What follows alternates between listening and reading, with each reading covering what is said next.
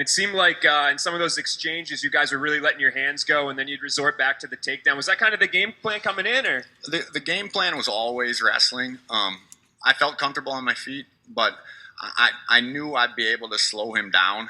I knew he didn't have the endurance that I had. So I wanted, and he ended up engaging the wrestling in the first round, which honestly surprised me.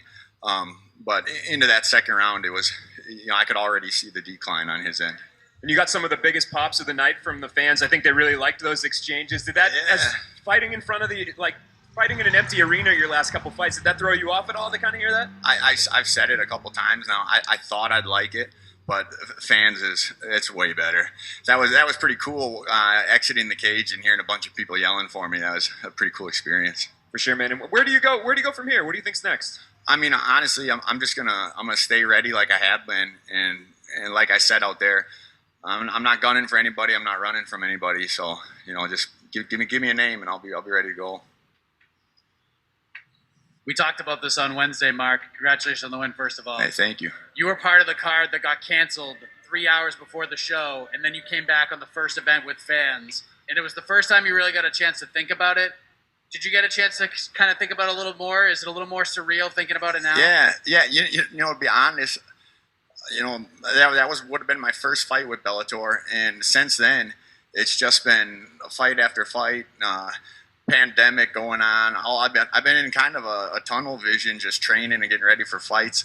So yeah, it is nice to sit here now, kind of look back at all of it and kind of absorb it, soak it in a little bit. And like you just said, your back was against the wall. You knew it, but you said you were going to thrive on that pressure. You said you wanted it. It made you feel a little bit better heading in. Did it kind of live up to the expectations, the pressure, and the result sort of equating into how everything played out tonight? Well, I mean, you watched the fight from the opening bell. I was moving forward. I was determined to get my hand raised, and I feel I accomplished that. All right, we'll take a couple more from the media joining us virtually tonight. Jeff, your line is now live. Jeff Brentley from the Man in the Cage podcast. Mark, even after 2 losses, you came into this fight. You seemed confident this week. You looked confident in the cage. Is that because of just the own self-belief in yourself? Is that what allowed you to keep moving forward to get this victory, or was it your team? Was it a number of different things for you? It's a number of things. I've gone through shit in my life. You move forward. I'm not going to dwell on losses. I'm gonna do what I can to correct my mistakes and not let that happen in the future. Thanks, Mark. Welcome. All right, last one here. Dylan?